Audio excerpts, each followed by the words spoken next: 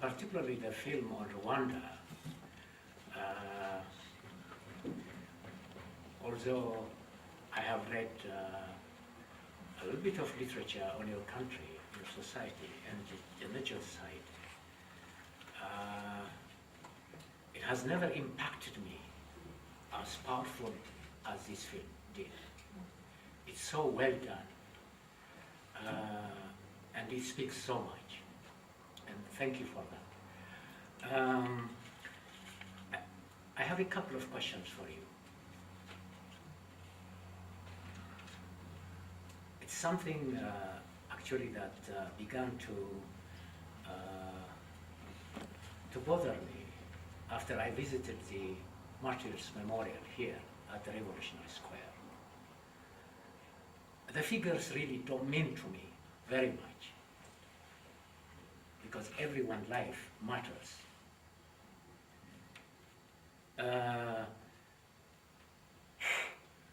At the museum, it's stated that 500,000 Ethiopians lost their lives during the Red Terror period.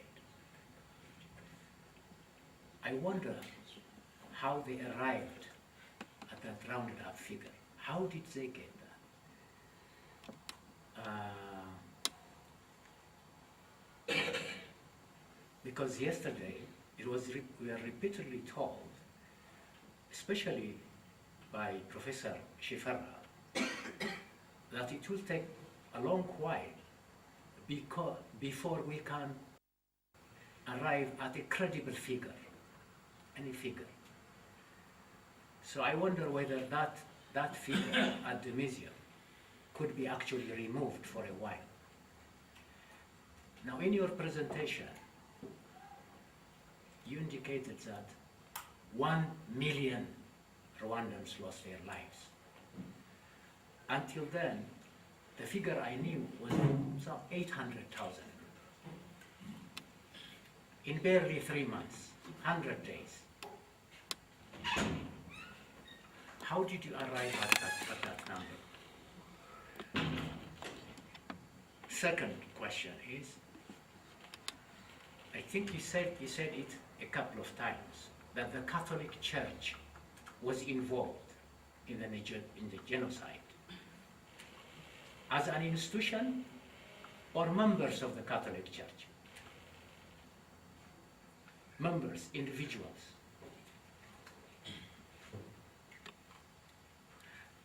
The third point I want to raise, and it pertains to both Bonita and Salan,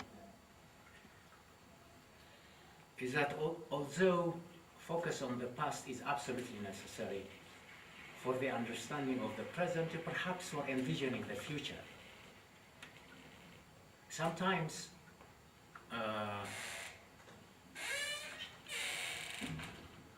I get frightened that we might actually bog down with the past, that we become its prisoners. So I think more emphasis ought to be laid on envisioning the future. This reminds me of your brilliant intellectual whose life was cut short by the apartheid regime, Steve Biko. One of his famous quotes that I often use also in my classes is that the most potent weapon of the oppressor is the mind of the oppressed. So I think here we are engaged with the liberation of the human spirit, of the human mind. Because both of you talked about social discrimination, ethnic and racial discrimination, although in my view, you somehow try to idealize the early foundation of Cape Town. I beg to differ, because right from the outset, the South African society was a racialized society. So we need, I think, to emphasize, to pay greater attention on how to liberate the human mind, the human spirit. That, I think, calls for imagining the future. I don't know how to do that, but I think, anyway, that's all I have to say. Thank you very much. Thank you very much. And can I just say, slightly... When I was watching these two very good presentations, if you think about, the Red Terror Memorial Museum and the Yakut 12 Martyrs Monument in Sidiskilo and your museums in Rwanda and so on, almost all the emphasis is on the victims, which is as one would properly expect. But actually it doesn't help very much. There's almost nothing, certainly in our monuments in Addis Ababa, on the perpetrators. If you only talk about the victims, then you do nothing for prevention. Several people who visited the Red Terror Museum, which has a lot of very good artifacts in it, have said to me, nothing explained to me why this happened. Who did all this? Why?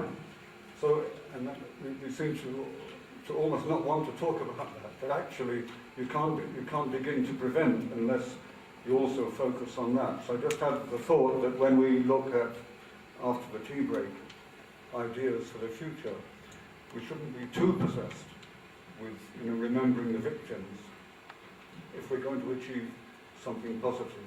We have to understand, why did these people in Rwanda who did this, why did they do it? How were they mobilized? What happened to them? What was in their minds when they did all this? I didn't get any of that. That isn't to criticize the museum, it's just a thought that I had that I think we have to think about. Okay, thank you very much. We'll take one more question and then I'll let panelists respond, okay? And one question for my colleague Rwandans. I appreciate your work doing on new generation, especially the youngest and the children in school. That is, we have strived for such type of dialogue. In Ethiopia, there is no such type of dialogues, even in that generation. Not in children, in their generation, there is no dialogue between that generation. So, you are well doing such type of dialogue for the new generation to prevent such type of atrocities in Africa, in the world. I have a question for you. Even though I don't believe that the dual court system, that especially the International Tribunal and National Tribunal held in Rwanda, this, I believe, in my belief, the international tribunals and national court, especially the international tribunals, privileged for those who policymakers who are the mastermind of that thing, that atrocities. But conditions are favorable for them. They are special lawyers, they are special detainees, they are special, everything is special for them, for those who are mastermind. But there are, for the subordinate, national court, there is no such type of privilege. But still they are working with these two courts. But where is now, what is the opinion on this, or this dual court, and what is going on there now? I have no idea. And do you believe that these court decisions are favorable for the museums and for lessons? Thank you. Okay, thank you very much. Let me just... recovering where people were thrown and everything. So it's just an estimate. And with the 1 million, you said you knew 800, and now I mentioned 1 million. In Rwanda, the actual figures that we use is to say that more than 1 million Rwandans were killed during the genocide, because until now, we are still recovering the bodies in different areas where they were thrown out. and everything. So it's just an estimate giving you at least a clear idea of how many people lost their lives during the 100 days, but it's not the exact figure of how many people were killed during the 100 days. So it's just an estimation. Sorry, so much. Can I just add to that actually? That actually in the Rwanda consultation this issue came up, and one of the sort of recommendations coming out of that consultation was that we use the government census figure, which is I think 934,000 or something thereabouts, which are named individuals, and that we, that we use this in, that was one of the recommendations that was made by that Rwanda group, that we refer to the government statistics. Clementine would enlighten you on that. 108 something. This figure, the figure included about almost 900 and something. I have the figures, but I can check and give you the exact figures. Those more than 900,000 were identified with the names. The rest, we have not yet got the names. Researches are still going on, but the figures we have now is more than 1 million. That's why we are using the overall figure of 1 million, about around 1 million, but it's more than 1 million. Thank you. They were involved, they had a great role in the genocide preparations, in the sense that there are a lot of facts shows that the Catholic Church was involved. For example, I can even cite some of the churches like the Narama Church, Nyamata Church. Those are the churches that people used to go to for Sunday services. But during the 100 days, many people went to the churches thinking that they would be rescued by their priests, the nuns, and everything. But when they arrived at the churches, the leaders of the churches had a briefing not to release anybody in the church. So they closed the churches, they called the militias, and the militias killed the people from the churches. And also the involvement of the nuns in the killings, that some of the nuns in Rwanda were given an assignment to kill the babies.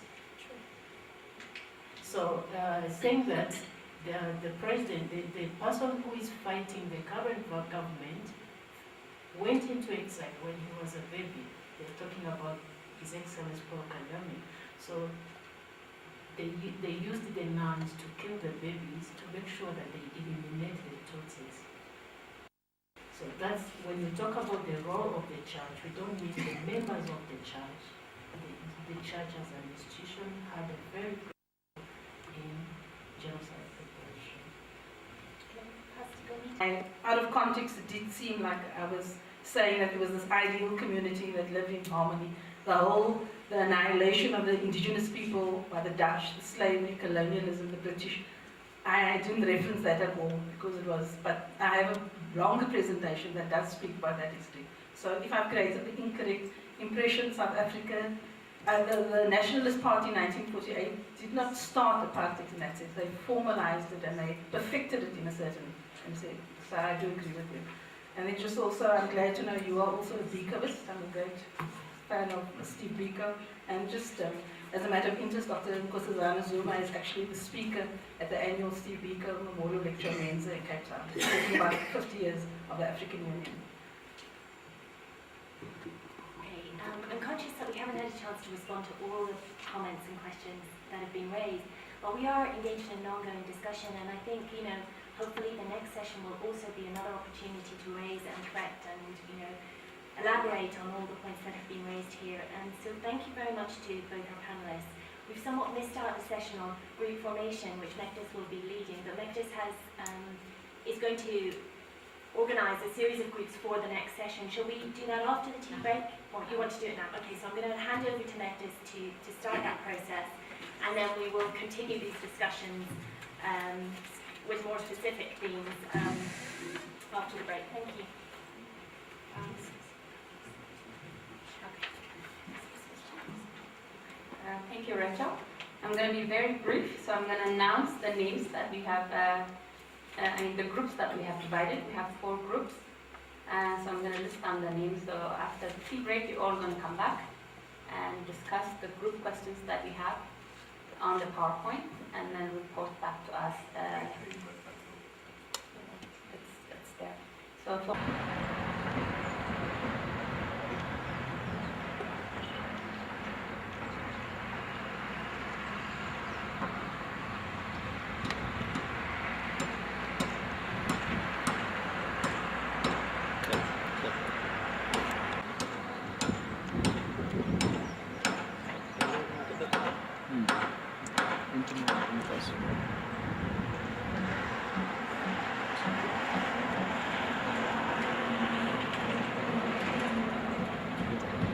Kita minat perkembangan kita, which medium yang kecobihan.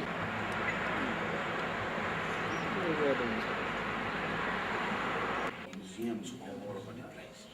We are not going to build a Holocaust museum, but we are going to memorialize aspects of our suffering that have connections with what later happened in the course of World War II. The 2B should be Italy's use of poison gas in Ethiopia. And Italy's use of poison gas becomes very important also as a way of building a museum that, in a sense, makes us take a moral stand against the use of these chemical weapons on our continent. And then, this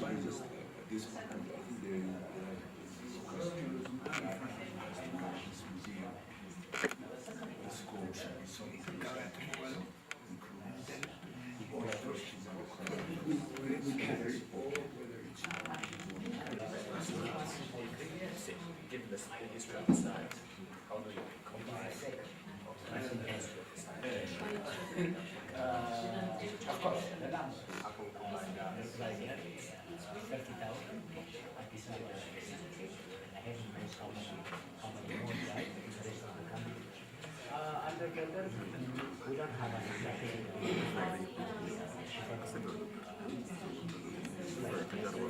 Are we close to the massacres or is it the Red Terror was just one hour? How can we connect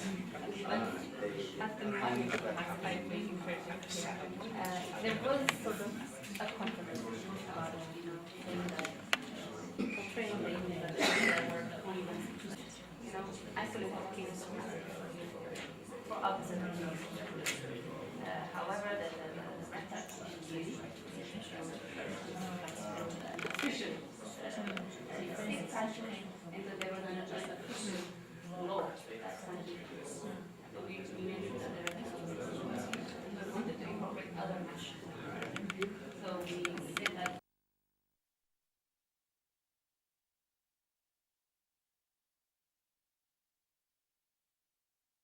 should be represented in the AUHRM project, and which groups and individuals ought to contribute, and which issues and experiences should they include, as the question that we tried to answer. I've just summarized some of the issues we discussed, and if there's anything that I left out, my group members will add to it. On the first question of how the memory of the Graziani in the dirt should be represented at the AUHRM, we raised a few points. The first one was that there are 2 existing memorials in Ethiopia that commemorate these 2 massacres: the the Martyrs Memorial Monument and the Red Terror Martyrs Museum at Moscow Square. So we discussed that there is a need to recognize these 2 monuments and also recognize what they have contributed to the memory process, and try not to duplicate what they have done. And sort of the AUHRM, in a sense, can fill the gap that these memorials may have created. And one issue that was raised was the issue of perpetrators as one actors of these massacres. So perhaps the AUHRM can include the stories of the perpetrators, who they are, what so to speak, inspired them to commit the crimes, and include their stories in the memorial. And secondly, education and documentation was a recurrent theme that were repeatedly raised. Documentation was very important in the sense that the AUHRM is basically trying to achieve two things. One, it's there to preserve the memory of the victims, and two, to prevent future atrocities.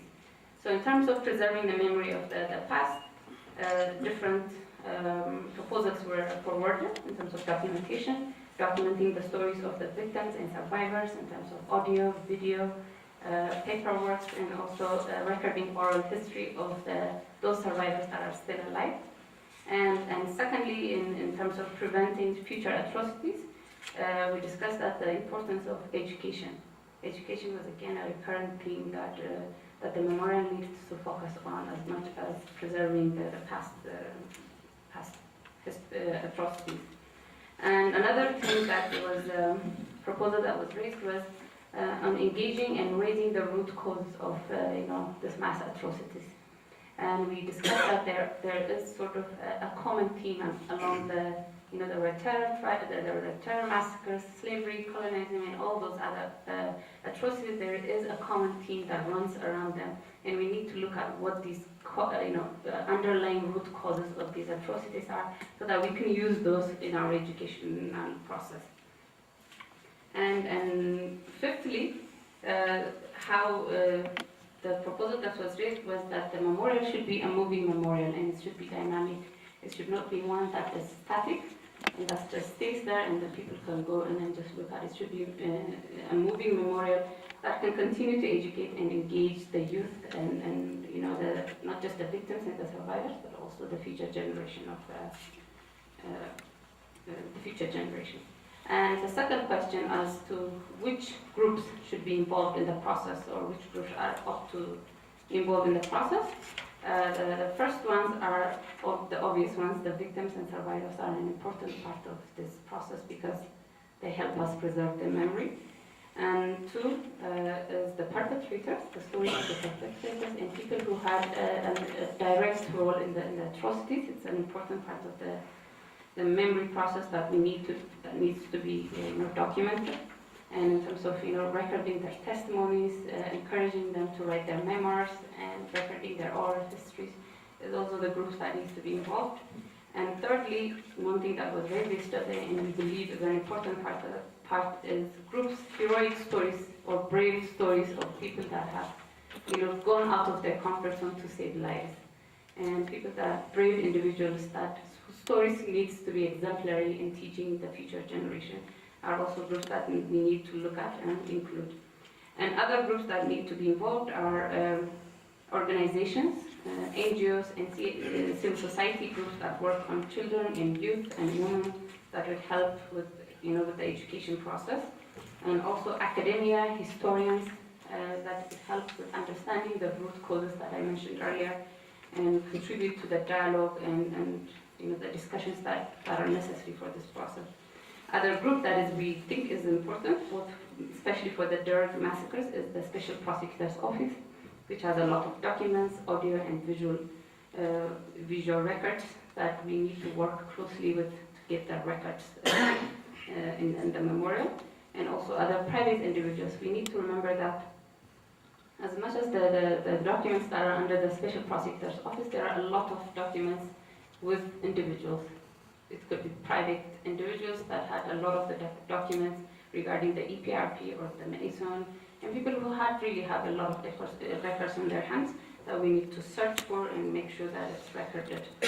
And finally, we feel like art is an important part of the memorial. We need to engage artists, we need to engage painters and everyone, so that this memorial could be a place where there will be a place to show a public art that people can use for the education process. Yes. Fantastic. Thank you. Group 2, thank you so much for bringing up that.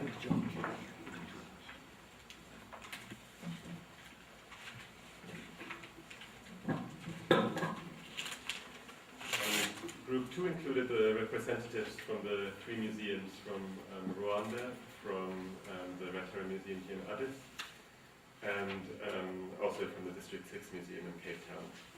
And we were asked to reflect on our experiences with memorializations and the challenges it includes, and then to come up with ideas on how to overcome those challenges for AUHRF. The first important point for us was the issue of knowledge, and the importance to understand that there's not one kind of knowledge about the past, that there's different ways to know about atrocities. There's the historian's perspective, there's also the perspective of the victim, of the witness, and so on. And you can't really come to a full memorialization without, when you focus on one perspective and neglect the others. Another point that relates to this knowledge issue is something that came up yesterday a lot as well. It's the issue of just that there's not enough information on a lot of things. Ian did a very interesting presentation on the Graziani massacres, and I think there was a lot of new information for us, so there needs to be work done on this as well. The second issue that we were talking about was the issue of inclusiveness.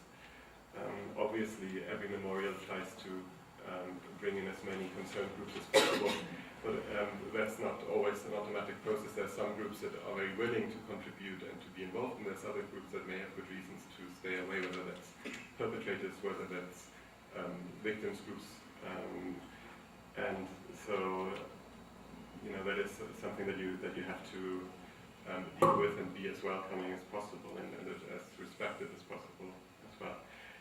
There's also the issue that memorialization is a very abstract concept, and that it's important to talk to people, at a level that they relate to. And finally, on this point of inclusiveness, some groups just prefer different kinds of engagement with their past and with their experiences than museums. That's one thing that also came up in the Red Terror Museum example, that people were, some people were very happy to see the museum, other people were asking for different things, for material support for the victims and so forth. So that's obviously something you also have to be respectful of. A third point, which I think is also very important and relates to a couple of other things that I already mentioned, is respect for local memorization practices and cultures. It was mentioned a couple of times that Ethiopia has a very private mourning culture where funerals are they have this public side to them, of course, but the actual mourning is done in the family. And people may not want to have, this memory and this emotion dragged out into the public. At the same time, of course, people were refused a chance to mourn during the Red Terror in particular, and so obviously there has to be some sort of a balance between respecting, those private feelings and at the same time creating a public awareness. Also, there has to be a balance always in the remembrance of atrocities between showing the horrors of what happened and keeping the dignity of those who were affected by it. And we had an interesting discussion about the display of human remnants, which is something that is done in the Red Terror Museum. It's also obviously a very important part of the Rwandan Museum, but there are also people who have, issues with that kind of portrayal of violence. The fourth point out of the 5 was the issue of seeing the museum and the memorial as something living and not as an end of the process. And that I think is especially important for the Red Terror, because we saw yesterday that this is just a process that's, it's not even in full flow yet. It's something that's only just beginning to start. There's a lot of people who are still reluctant to talk about those things, but at the same time there are, we were talking about the Tower in the Sky, for example. There are initiatives right now that get people to talk. So for a museum like the Red Terror Museum, it has to be reflective of, also AUHRM would have to be reflective, of processes that add new information and new dimensions to memorialization. And one thing that was brought up in this context is that programming is really, really crucial, that you shouldn't see the memorial or the museum as something that's enough in itself, but it is something that has to be brought to life every day, basically. And Bonita said something that I found really fascinating, is that they made this mental exercise of saying, if we didn't have the District 6 Museum, what would our mission be? The museum in the terms of the church, that is the actual physical museum, and they realized that they actually would have a museum still without the building, because they are so engaged, in this neighborhood, and have so many different programs. And we talked about different formats, whether it's symposia that try to bring on as many people as possible, whether it's film showings or dedicating one day to the memory, and having events around that. And then the last point was the point of political independence, which is obviously an important one in the context of the AU as well. So how does an initiative like AU-HRM work on a level of trust and respect with the African Union and the governments behind it, but also sort of keep its independence in terms of the ways in which it approaches its issues. And another thing that came up in that context was the issue of financial independence, and also the issue of networking as a means to leverage the resources that you do have, and get more contributions from other sides to those as well. So yeah, I don't know if there are any more contributions or any points to add. Group 3.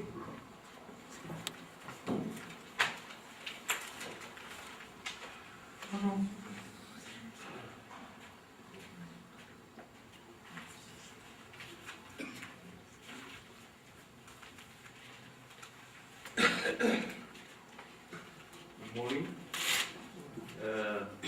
I'll just outline the numbers, and if you have any questions, I'll elaborate on the points.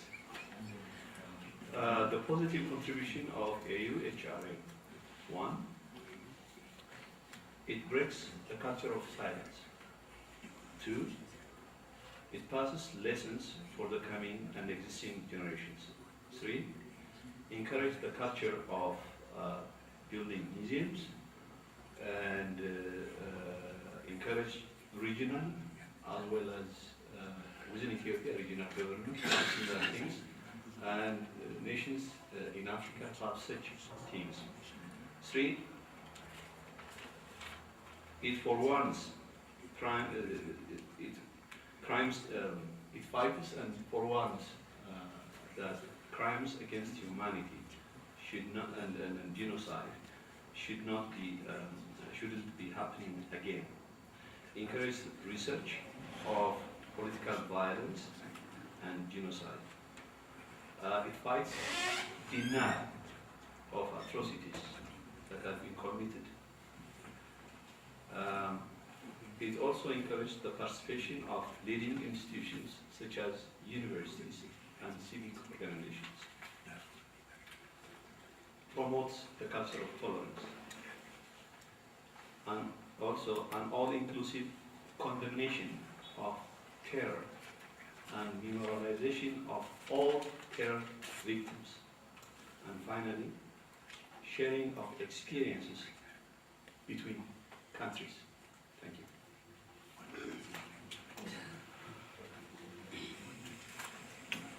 Group 4.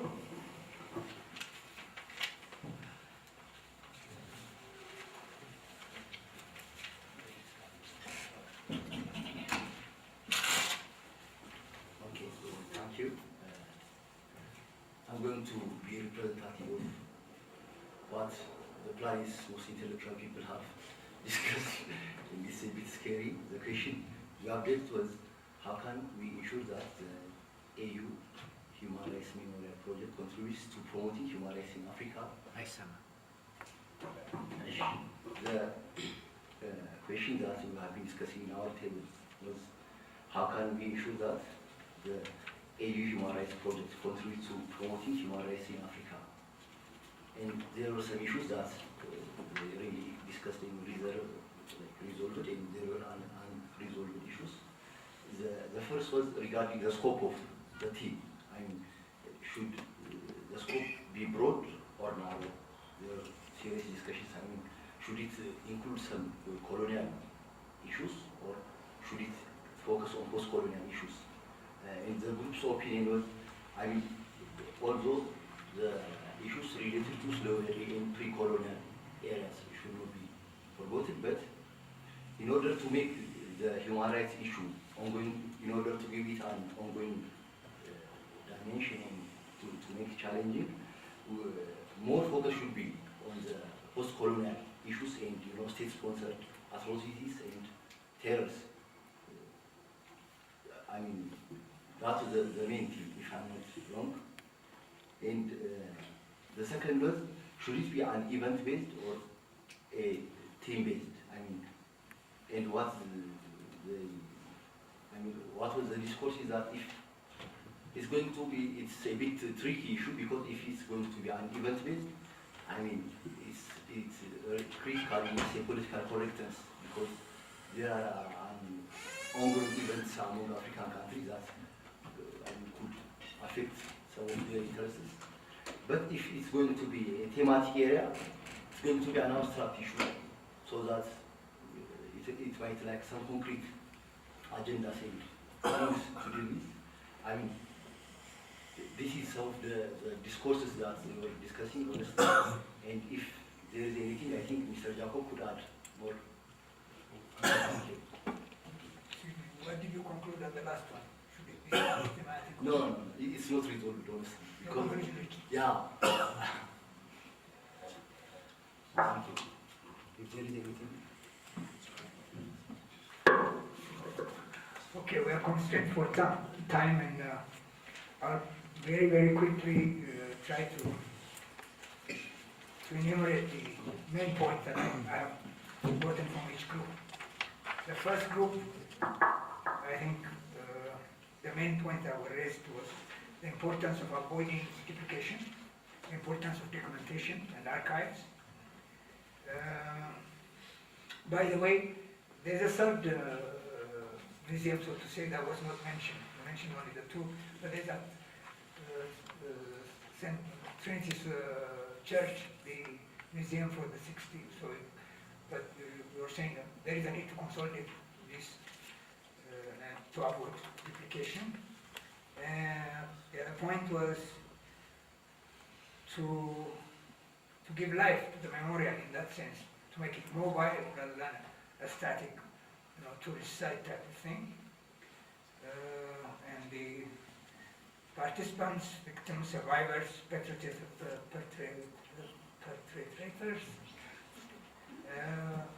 stories of bravery, NGOs and youth and children, academic institutions, SPO, and arts and poetry. I think you said arts, but you implied both painting and poetry, etc., right? I know I'm fairly quickly. You can always, at the discussion point, bring the point that I have missed.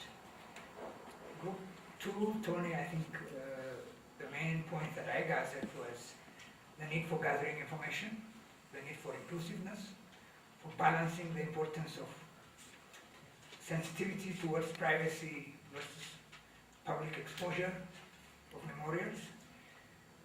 Again, similar to Group 1, memorials should not be an end, but a process. And they should be presented in different formats. And then the issue of independence, both operational and financial.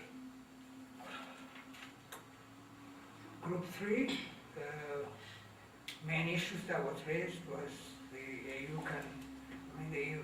HRM could be used as a vehicle for breaking the silence, for promoting a culture of tolerance, encouraging research and dialogue using different vehicles such as the university, NGOs and civil societies, and sharing experience of other countries. Group 4, I would have to admit I didn't gather much. There were two main issues, and one of them is that there should be a focus on post-colonial issues to make it more current. And then the second one, between thematic that's abstract and between realistic issues. There was a debate, but no particular decision was reached.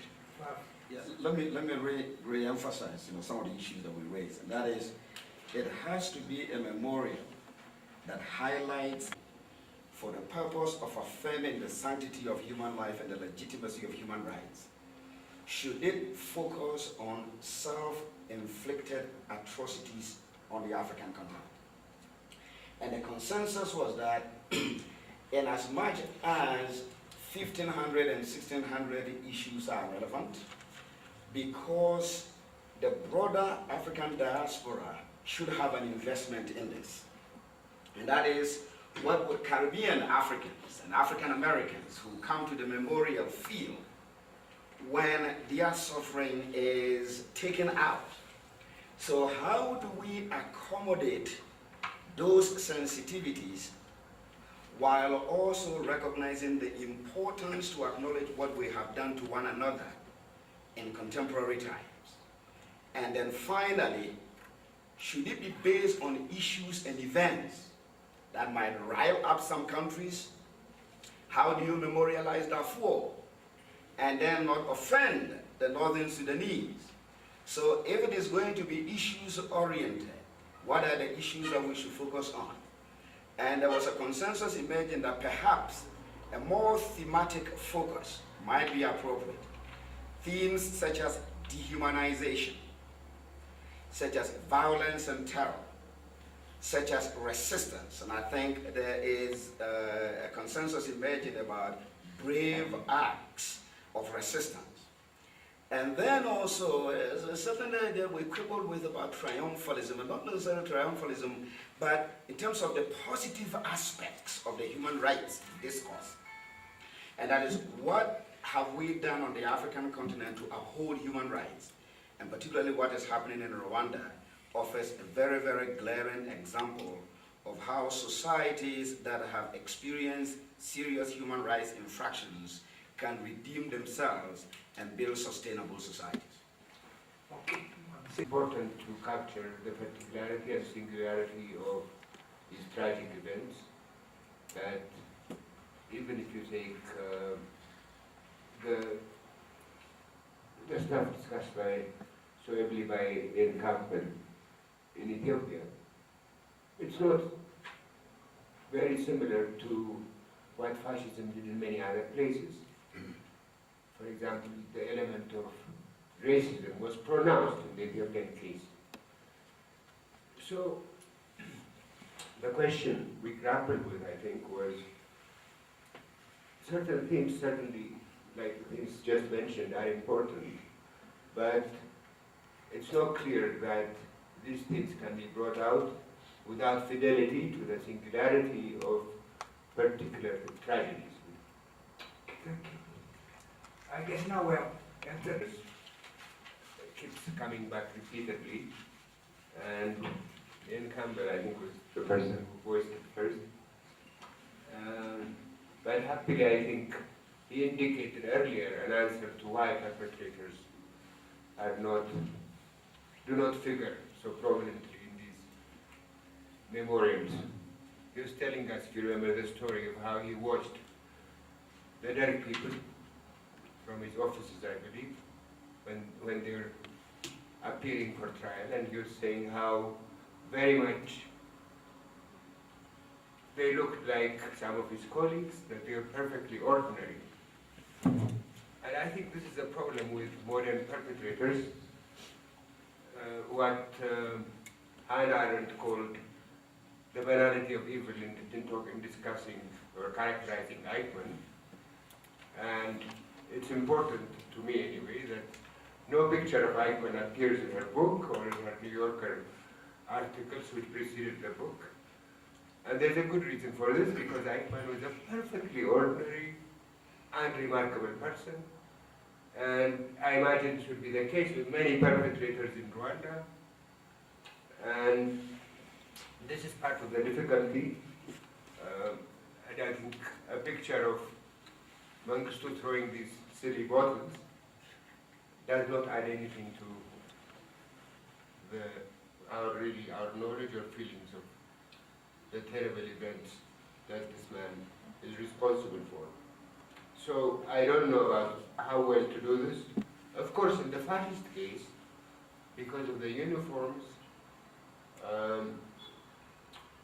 similarly in the Nazi cases,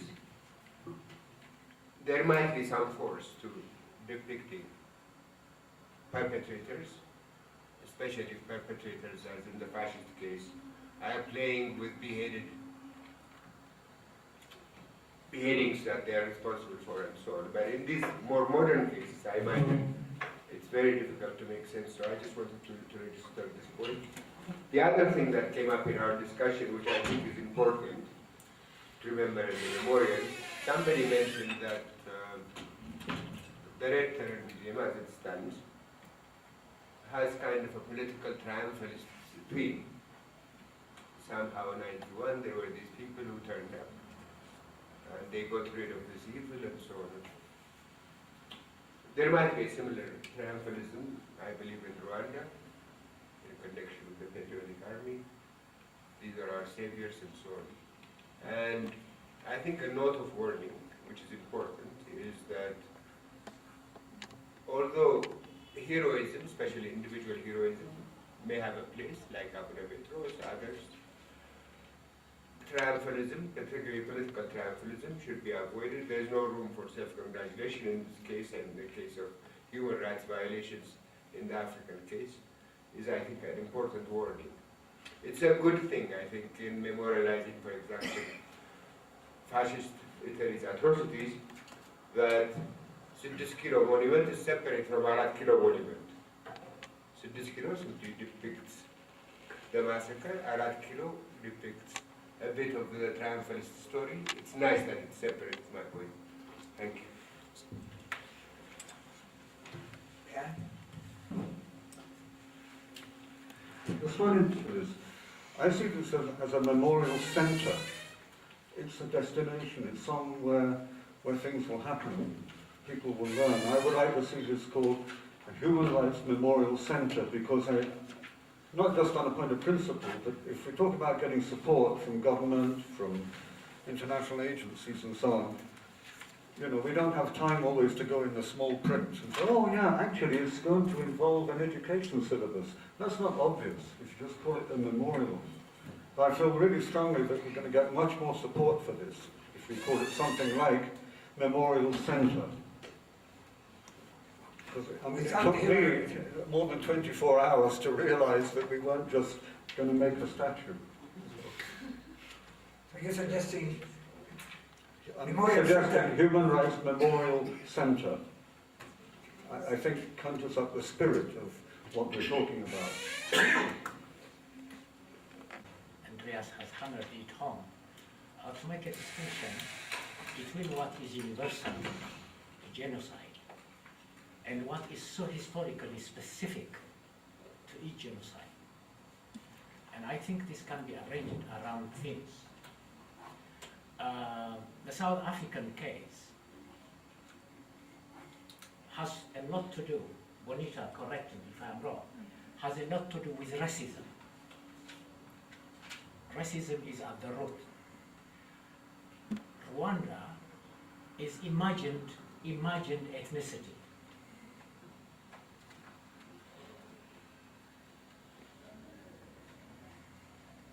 Neither of these cases is applicable to Ethiopia.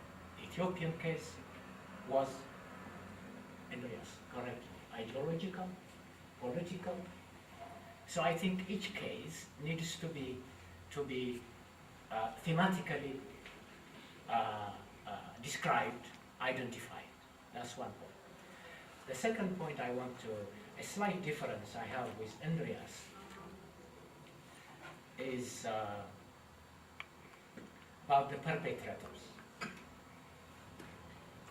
Yesterday also he raised it in his remarkable introductory presentation, is mass participation in these events.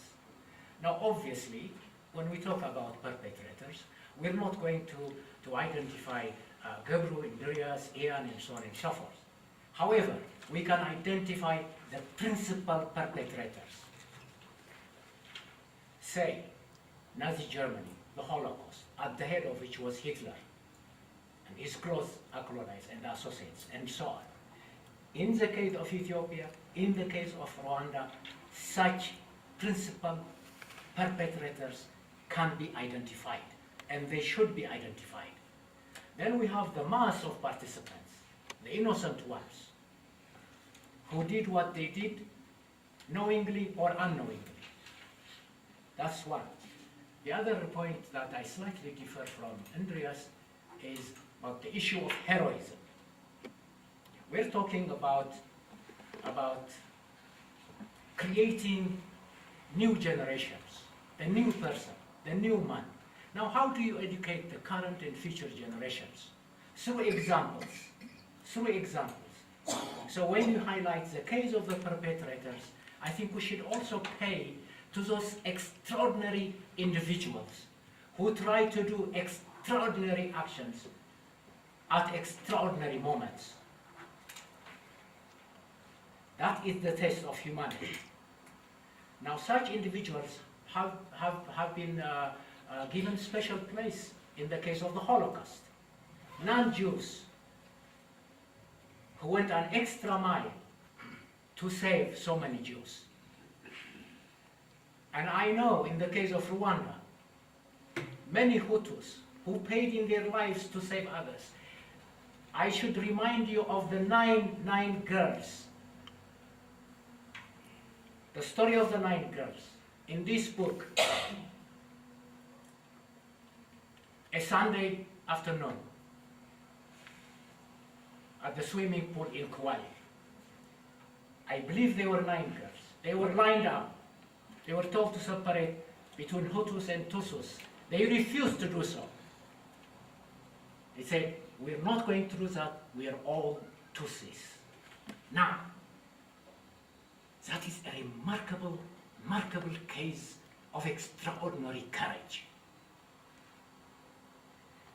We should highlight such cases to teach current and future presentations.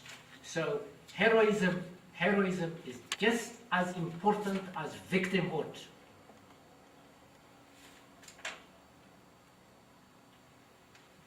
Thank you. Thank you. I think, Solange, if I remember right, there was Well said. in one of the museums we saw, there was a nun that sacrificed herself protecting those that came for protection to the church. So I think that's a good example of the issue that the victims ended up dying. So anyway. What to put in the report. So briefly, this issue of specificity versus the actual broader set of issues we're concerned with. And I suppose there's a couple of things to just remind ourselves of on this point, which is that the AU has committed itself to reflect certain atrocities at the site. And of course that might change and we might ask them to change it, but they've already committed to have a permanent memorial which reflects on slavery and colonialism, and also obviously the genocide in Rwanda, the Red Terror. And so we need to be clear that that's a permanent thing. And then there's another issue about what can go on around the site in terms of networking and programming and the broader range of events. So in some ways I don't think those two things, of universality and specificity are in contradiction, because there's what's at the site and then there's the networking and programming that goes on around it, which allows for a much broader range of things.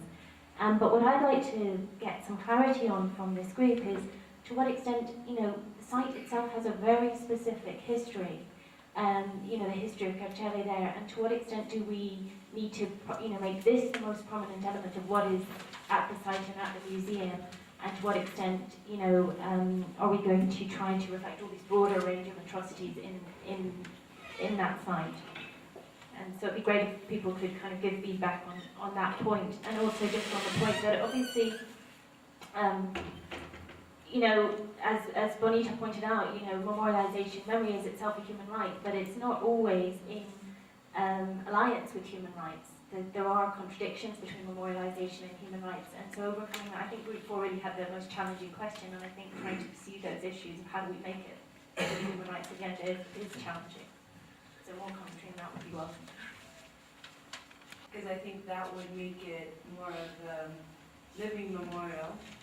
Because maybe in some museums that you see maybe in the US, you have places where there's a standing museum that they will show maybe, like the main things like the Graziani and the Red Terror would be a standing memorial.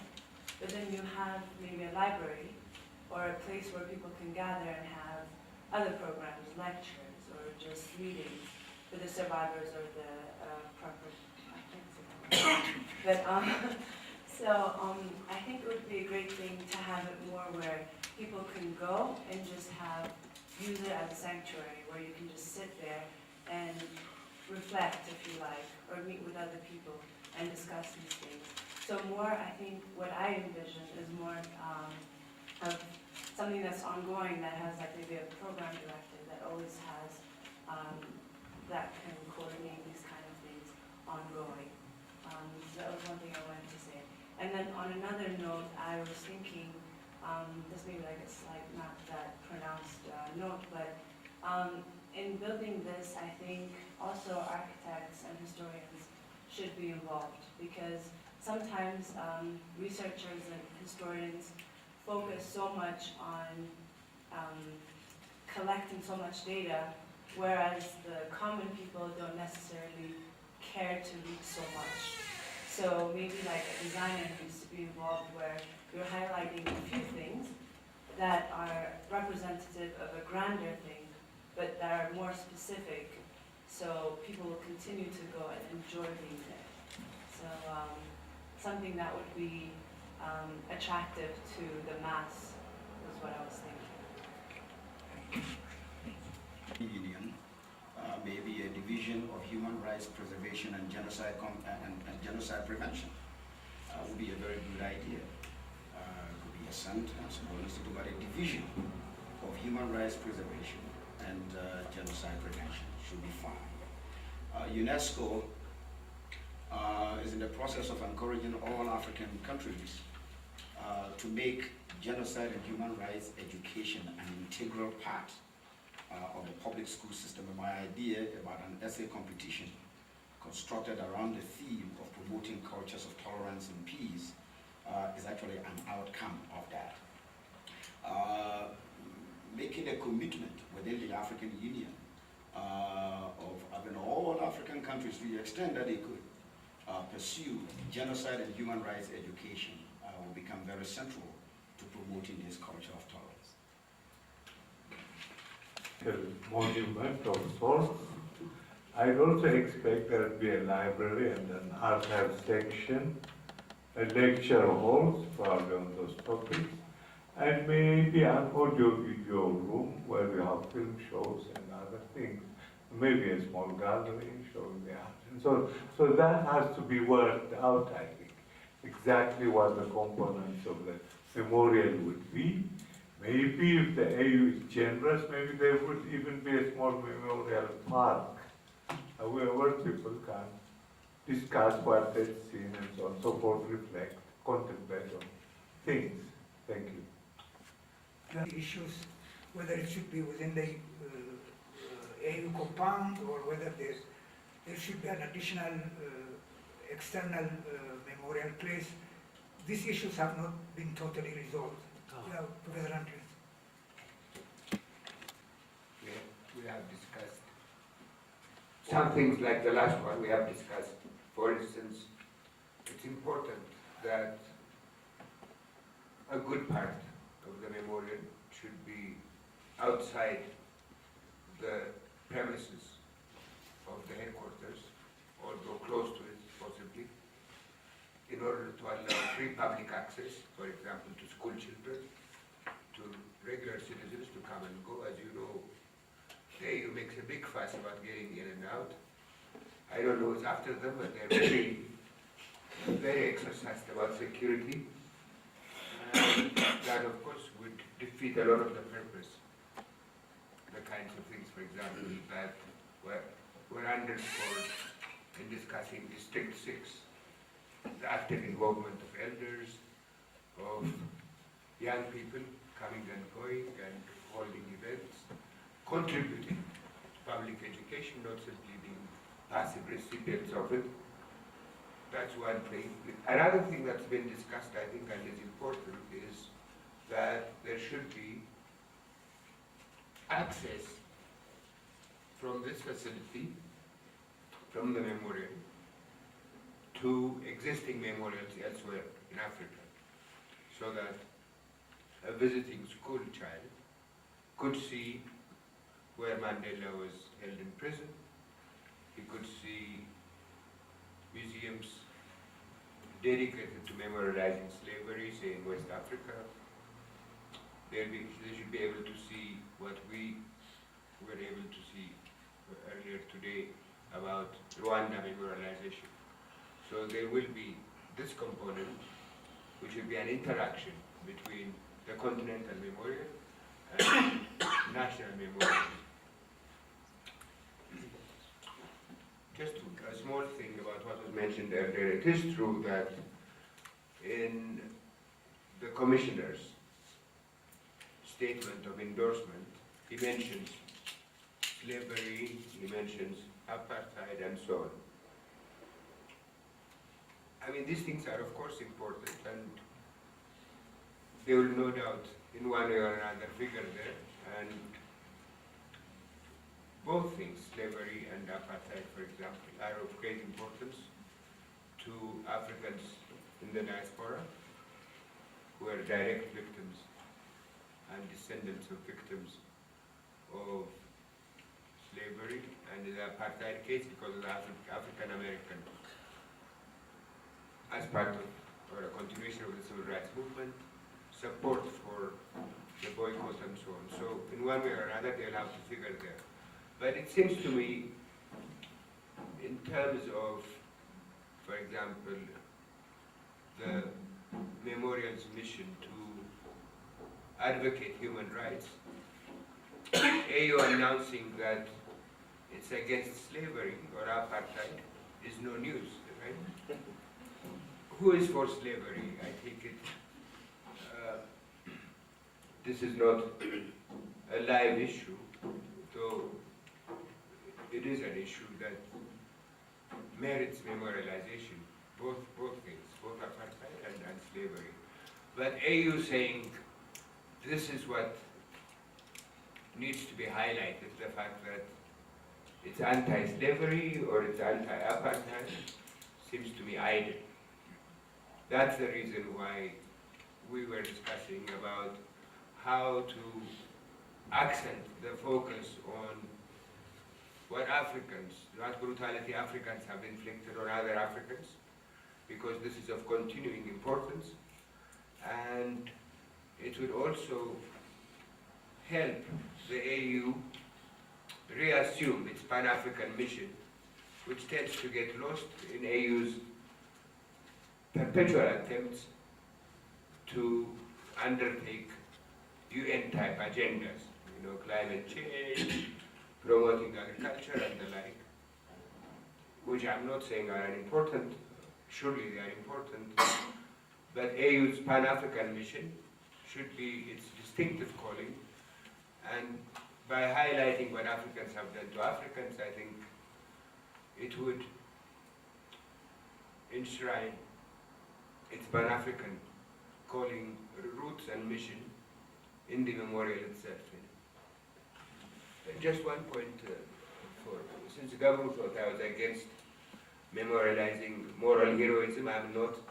I was speaking against political triumphalism in memorials, saying, so-and-so is who delivered us from this evil, because it's not clear we have been delivered from this evil, or that X and Y are the sole heroes of deliverance. Thank you. Thank you.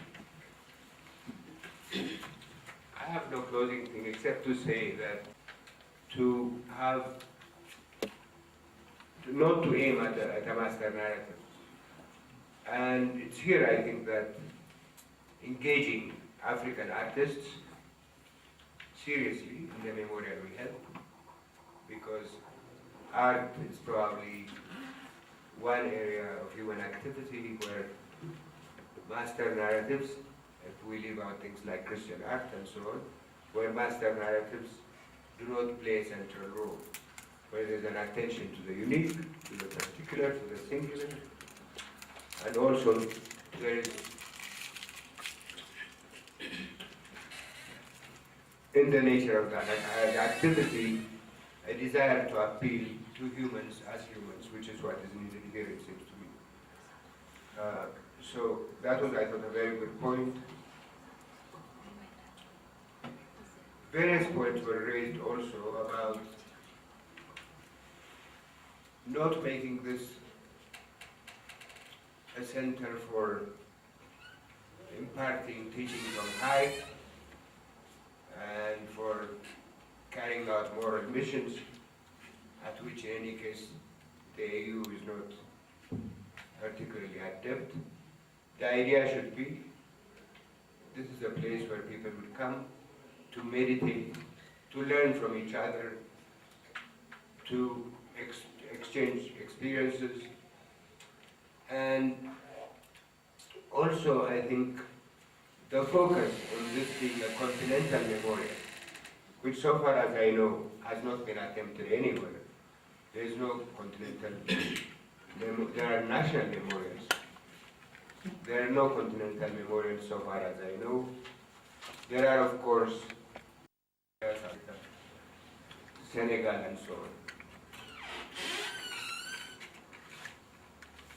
Another thing that I think is of importance is to not neglect the historical importance of the setting. In that respect, it seems to me, we should think, as we have done previously, of extending the reach of the memorial. So, for example, halls in the meeting place, the grand meeting place at AU, should be named. For example, the Rwandan genocide, Red Terror, and so on, or other more specific atrocities, so that, or for that matter, the Italian massacres that occurred on location by naming halls after them. In the convention hall that's attached to the headquarters. And I mean, in thinking, I think, about the memorial, one should think very broadly about the space as a whole, along the lines I was just speaking about, and also about the fact that we intend to appeal to the city government to be able to give us land adjacent to where the foundation stone has been laid, in order to make possible the kind of center that Ian was talking about earlier. I think I've said enough. Now we can go to lunch, and there's a meeting in the afternoon that starts at 2. That's why we've been pushing a little bit too fast this morning's program. I thank everybody that has participated and that has come. Thank you.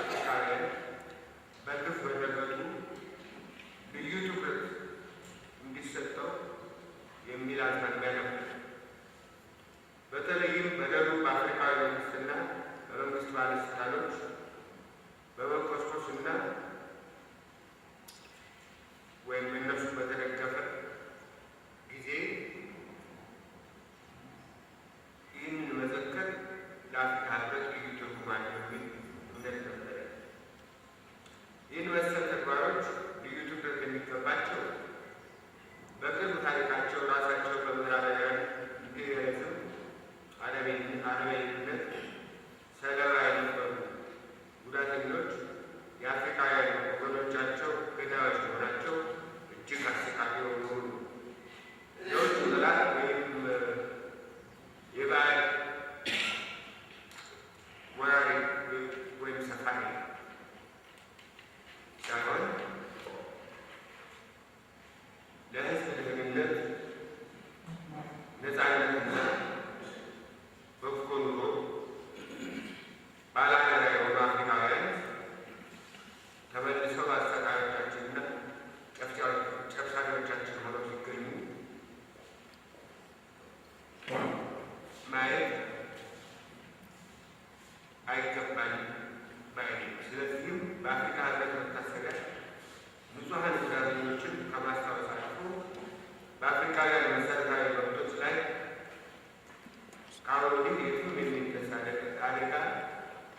መቼም በማንም ተቀባይነት እንደማይኖረው በአፍሪካ መንግስታትና ህዝቦች የተያዘውን የጋራ አቋም እንዲያመለክት የአፍሪካ ህብረት መታሰቢያው ለወደፊት ትውልዶች በአፍሪካውያን ላይ ስለደረሱ ማህበራዊ በደሎች በመማር የአፍሪካውያን ሰብአዊ መብቶች ለመሳሪያ የሚደረግን ማንኛውንም የተደራጀ ግጀላ ለመቃወምና ለመከላከል ጽኑ አቋም እንዲወስዱ ለማብቃት ያገለግል ይሆናል። እነዚህን ዓላማዎች በምን መንገድ እውን ማድረግና ሰፊ ተቀባይነት እንዲያገኙ ማረጋገጥ እንደሚቻል ለመፈተሽ በአፍሪካ ህብረት የሰብአዊ መብት መታሰቢያ ጊዜያዊ አመራር ቦርድ የተለያዩ የምክክር ስብሰባዎችን አካሂዷል። መታሰቢያው ሊያከናውኑ ላሰባቸው ዓላማዎች የጠራና አሳማኝ ራዕይ ፍለጋው በቅጡ እንዲካሄድ በሚመለከታቸው ተሳታፊዎች የጋራ ውይይት ነው ብለን ስላምን ከእነሱ መሀል በአፍሪካ ህብረት ተወካዮች፣ የማህበራዊ ጥቃቶች ከተፈጸሙባቸው ዋና ዋና ሀገሮች የተውጣጡ ቋሚ ተወካዮች፣ ጥቃት ደርሶባቸው የተረፉ የሰብአዊ መብትና የመታሰቢያ ድርጅቶች አባላት ውይይቶች ውስጥ አካፍለናል። በሰብአዊ መብት መደፈር ላይ ልዩ ትኩረትና እውቀት ያላቸውን የኪነ ጥበብና የታሪክ ባለሙያዎችን አሳትፈናል። የውይይቶቹ ሁለተኛ ደረጃ ሂደት በአፍሪካ ውስጥ ግፍ የተፈጸማቸውና የመታሰቢያ ሰነዶች በተደረጉባቸው ሀገሮች ውስጥ ይሆናል።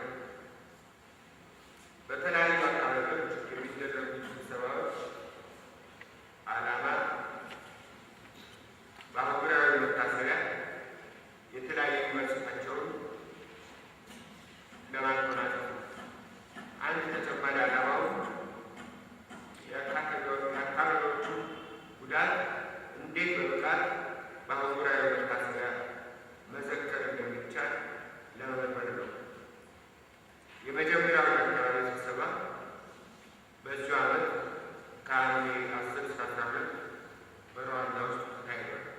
ይህም የአሁኑ ሁለተኛው አካባቢ ስብሰባ መሆኑ ነው። በሩዋንዳ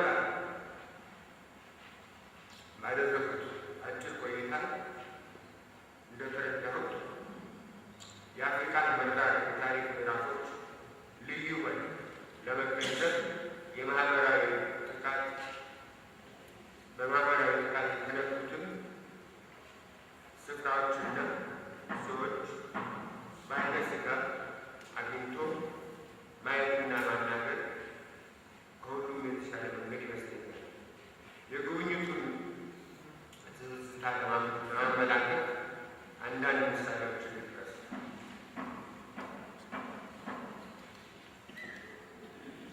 መጀመሪያ በቱትሲዎች ላይ ስለተፈጸመው ዘራዊ ፍጅት፣ ቀጥሎም ስለ ፍጅቱ መታሰቢያ ባጭሩ ጠቅሳለሁ። የሚጠቁማቸው ነገሮች አብዛኞቻቸው እንደምታውቋቸው አንጠራጠርም። እኔም ከሞላ ጎደል በውይይትና ንባብ አጋጥሞኝ ነበር። ሆኖም ከተፈጸሙበት ቦታ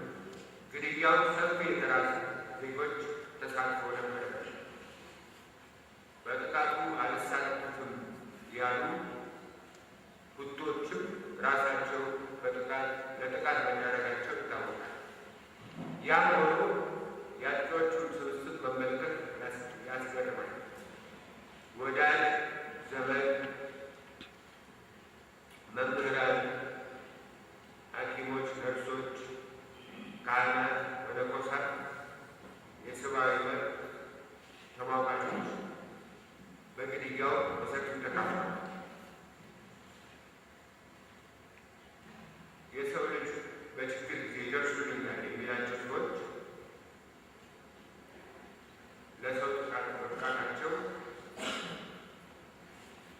እንዴት እንደሆነ በቅጡ መረዳት ይቻላል። የሰው ሕይወት ወትሮ በሚያከብሩትና በሚንከባከቡት ሰዎች ያለ ርኅራኄ መጥፋቱን መቀበል እንዴት ይችላል? የተጠቂዎችን ማንነት ስንመለከት ተመሳሳይ ግርታ ያጋጥመናል። የኢትዮጵያ ወታደራዊ መንግስት በልዩ አቃቤ የፍርድ ዳኝነት ጊዜ ሳዳምጥ የጥቃተኞቹ ዕድሜ የተገዳዮቹ በዕድሜ ከ90 ዓመት እስከ 9 ዓመት ነው። ይህም አስደንቆኝ በሩዋንዳው ፍጅት ማን ይገደል የሚለው ምንም ገደብ አልነበረው። ሕፃናትም ሆኑ ከማህፀን ያልወጡ ሕፃናት አልተማሩም። በሂትለር ከተፈጸመው የአይሁዶች ዘራዊ ጭፍጨፋ ልዩ መሆን ብዙ ታግቷል። በመሆንም አሁን አቻ የለሽነቱን የሚጠይቅና ለማረጋገጥ የሚሞክር ብዛም ብዙ የለም። አንድ ጸሐፊ ሲያስረዱ እንደዚህ እንደሆነ የሚቀጥለው ይላሉ። ሆሎኮስት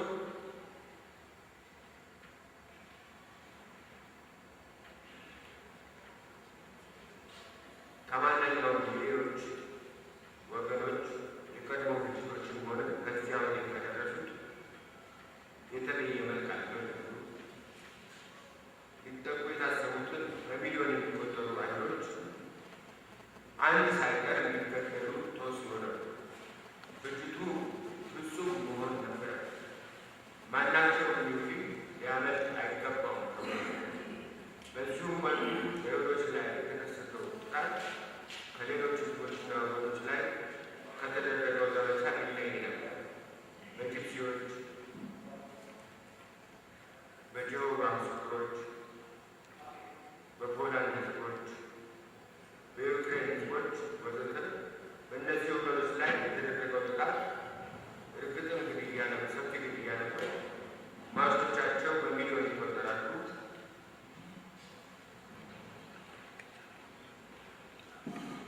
አጽማቸውም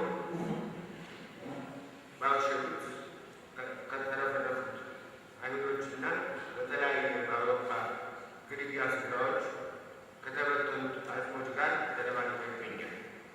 ነገር ግን የናዚ ስርዓት ፍጹም ጥፋታቸውን አልተነገርም። ከዚህ አንጻር ይላሉ ጸሐፊው የአይሁዶች ጋር ልዩ ነበር።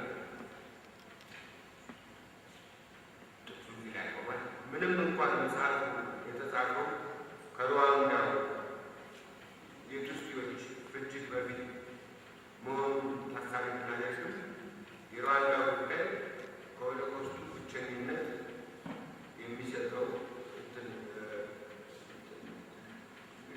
ብቸኝነት እንደሌለው መረዳት ይቻላል። ማለቴ በሁለቱም ጊዜ ማለት በሆሎኮስቱ ጊዜ ላይ የተተነተነ በቱትሲዎች ሩዋንዳ የተፈጀው ሁሉንም ሰው ማጥፋት ነው። ስለዚህ የሩዋንዳ ግድያ ቦታዎቹን የግድያውን ልዩነት ያመለክታል። ግድያው በቤተ ክርስቲያናት፣ በሆስፒታሎች፣ በትምህርት ቤቶች ተፈጽሟል። የመንፈሳዊ ሆነ የዓለማዊ መጠሪያዎች የሚባሉትና በተጠቃሚነት በተጠቁትም ሰዎች መጠለያና መከለያ ይሆናሉ ተብለው የታሰቡ ቦታዎች የሰው መታገጃ ጎራዎች ሆነው ነበር። ለግድያው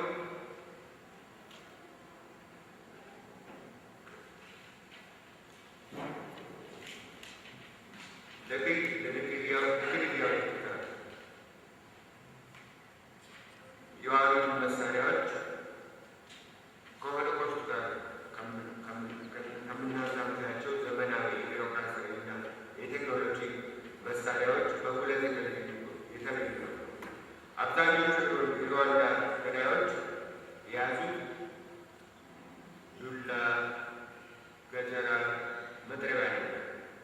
እነዚህ የግድያ መሳሪያዎች በገዳይና በተገዳይ መካከል ቀጥታ የጭካኔ ዓይን የማየት ግንኙነት የሚፈጥሩ ነበሩ። የሟቾቹ ብዛትና የግድያው ፍጥነት ሲታይ ፍጅቱ ሰፊ የሕዝብ ተሳትፎ ያስፈለገው እንደነበር ይታያል። ይህም የጥላቻ ልፈፋና ሌሎች የሕዝብን ስነ ልቦና መለወጫ ዘዴዎች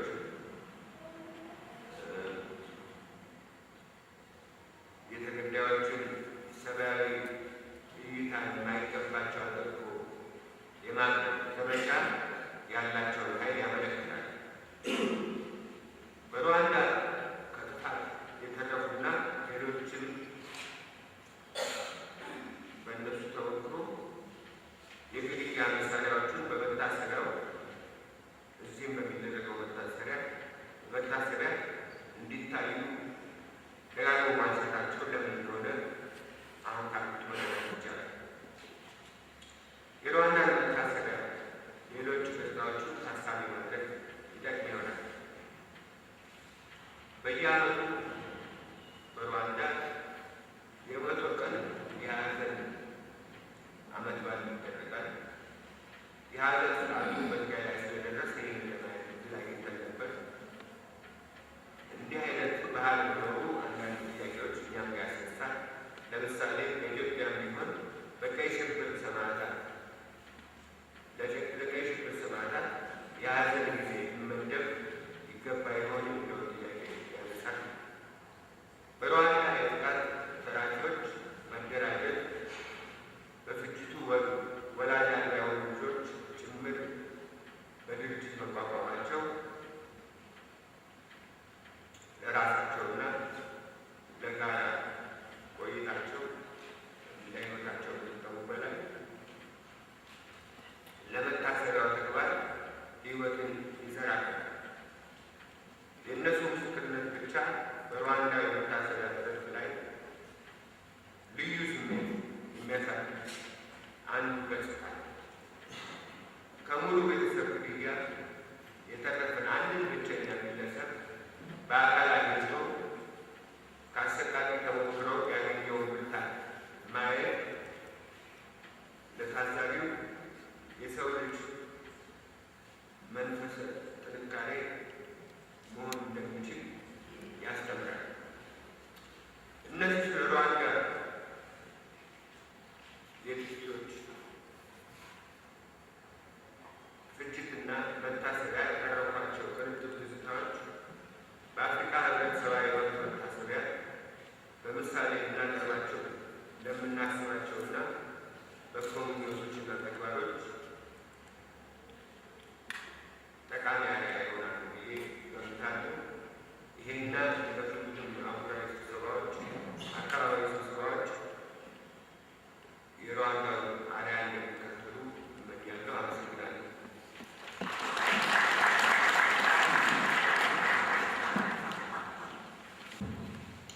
ፕሮፌሰር ግራስ አመሰግናለሁ። በያዛችን ፕሮግራም ላይ የአፍሪካ ሕብረት ተወካይ ነበረ። እሳቸው በገጠማቸው ግጭት ምክንያት ማምጣት አለመቻላቸውን ገልጸው ይቅርታ ጠይቀዋል። ስለዚህ ወደ ፕሮግራም ይሄ ማለት በግራዚያኒ ጭፍጨፋ በኢትዮጵያ ላይ የተደረገው የሚያሳይና እንደዚሁ የቀይ ሽብር ሰለባዊ ታሪክ የሚያሳይና ጭፍጨፋ የሚያሳይና ከዚያ ወደ ውይይት እንሄዳለን።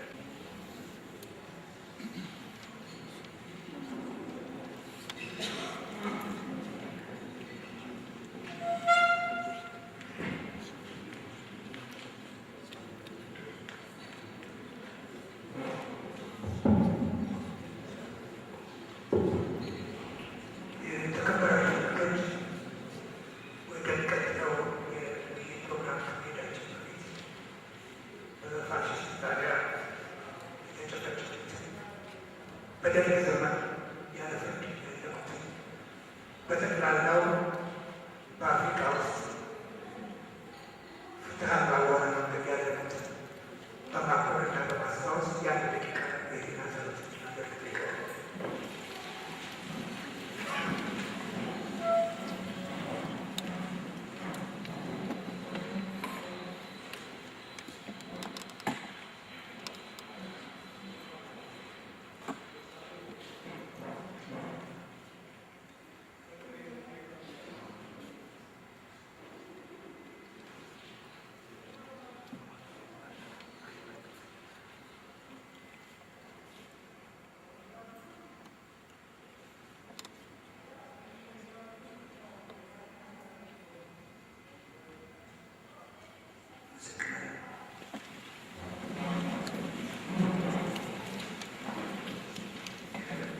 ለውጥ ውጤት የሚመሩትን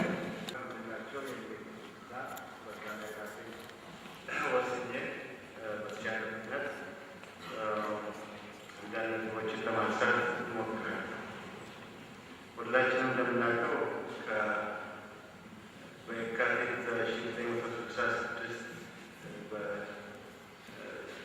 በተነሳው ህዝባዊ እንቅስቃሴ መነሻነት ከተለያዩ የወታደር ክፍሎች የተወጣጣ ኮሚቴ በኋላ ጊዜያዊ ወታደራዊ አስተዳደር ተብሎ የሚታወቁና ከግንቦት 1983 ዓ.ም ድረስ ስልጣን ይዞ ቆይቷል።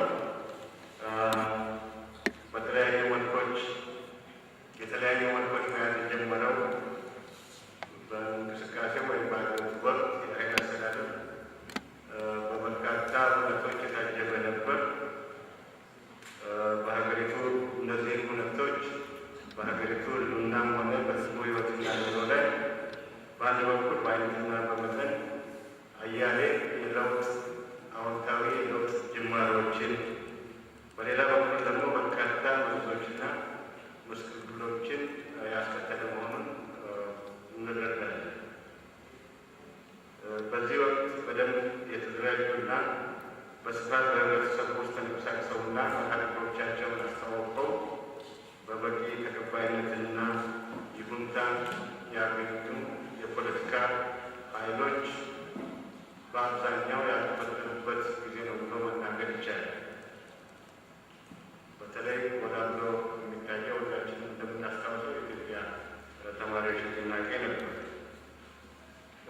በዚህም የተነሳ ከመለየው ለባሹ የተወጣጣ ቡድን እና በኋላ ተብሎ የተሰየመው የህዝባዊ እንቅስቃሴው የታጠቀ አካል ብሎ ራሱን ሰይሞ መሰየሙ አስደናቂ ያልነበረ። ምክንያቱም የዘውድ የአገዛዝ ስርዓቱ በሚያበቃበት ጊዜ ያንን ክፍተት ሊሞላ የሚችል የተደራጀ ኃይል አልነበረም። ይህ ክስተት በሀገራችን ውስጥ ለምዕተ ዓመታት የነበረው ፍጹማዊ የዘውድ አገዛዝ በየጊዜው ተለዋዋጭ የሆኑ ሁኔታዎችን ተከትሎ ያልሰራቸውና የተዋቸው ክፍተቶች ውጤት ነው ማለት ይቻላል። ምክንያቱም የፖለቲካ ፓርቲዎች ስላልነበሩ ተደራጅተው ከህዝብ ጋር ተዋውቀው ተንቀሳቅሰው ተቀባይነትን አግኝተው ስላልተዘጋጁ ይህን ክፍተት የወታደሩ ክፍል በዚህ ታሪክ አጋጣሚ ሊሞላው ችሏል።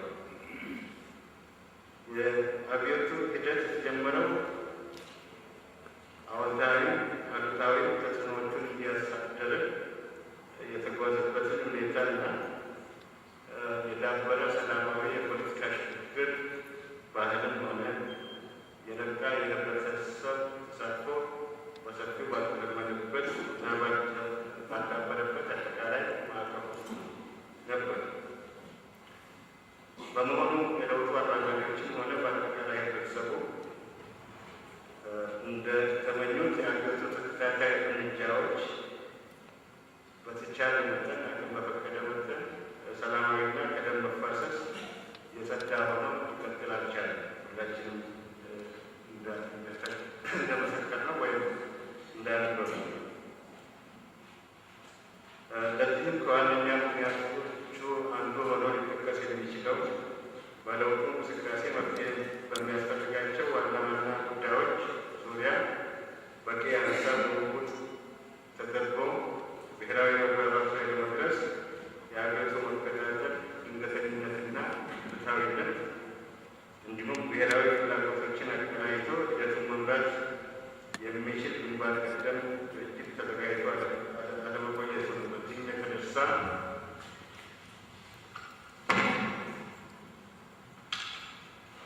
አንገብጋቢ የሆኑና ዋና ዋና የህብረተሰቡን የለውጥ ፍላጎቶች በተቀናጀ መንገድ ለማስተባበር፣ ለማስተናገድ፣ በአግባቡ ተግባራዊ ለማድረግ የማይቻልበት አስገዳጅና ፋታ በማይሰጥ የህብረተሰብ ለውጥ ማዕበል ውስጥ የተቀየሱ ትልሞችና በየደረጃው የተወሰዱት እርምጃዎች በሀገሪቱ ውስጥም ሆነ በውጭ ያስከተሏቸው ድምታዎች መኖራቸው ይታወቃል።